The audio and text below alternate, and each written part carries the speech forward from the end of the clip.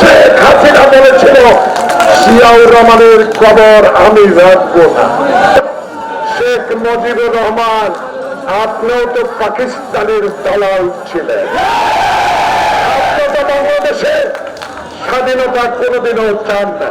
যদি স্বাধীনতা চাইতেন তাহলে আজকে ৭১-এর স্বাধীনতা যুদ্ধে একজন মেজর জিয়াউর রহমান খালি পায়ে দেশের স্বাধীনতা অস্ত্র হাতে যুদ্ধ করত না, দেশের স্বাধীনতা যুদ্ধ করেছে শহীদ প্রেসিডেন্ট জিয়াউর রহমান।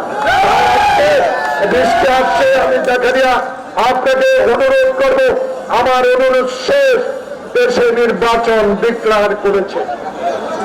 অচিরেই নির্বাচন কমিশনকে ডক্টর ইউনূস জানাবে কবে নির্বাচনের তফসিল ঘোষণা করবে।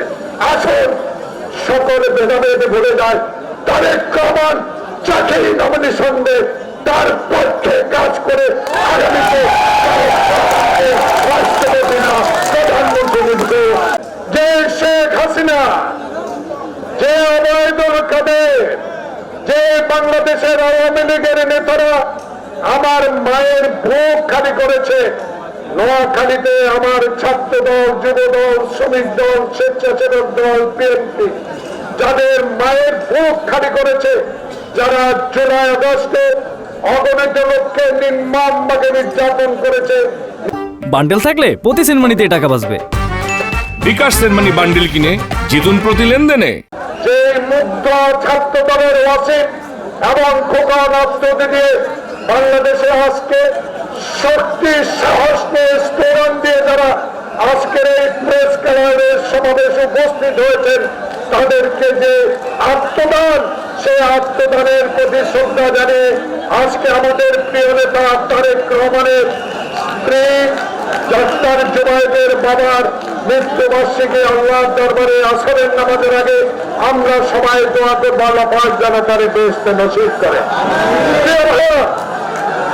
আমার জন্য নয়, আমি আলো, হারুন এবং জাকারিয়াকে অনুরোধ জানাবো, আপনাদের শক্তি সাহস আমাদেরকে মুগ্ধ করেছে, কিন্তু আজকে মুখ পুড়িয়ে একটি কথা বলে যেতে চাই, নোয়াখালীর মানুষ আপনাদেরকে সম্মান দিবে, আপনাদের ঐতিহ্যকে রক্ষা করবে। যদি আপনারা আগামীতে আজকে হোক কালকে হোক নোয়াখালীর 6টি উপজেলা এবং কয়েকটি পৌরসভায় যে কমিটি দিলেন আমার আপত্তি নাই, কিন্তু যেই লোকগুলো হাতি খড়িতে দাঁড়িয়ে পুলিশের বিরুদ্ধে রুখে দাঁড়িয়েছিল,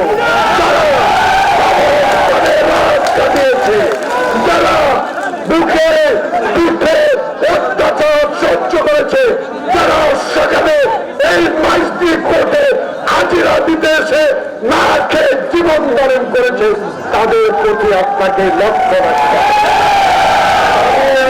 চাই না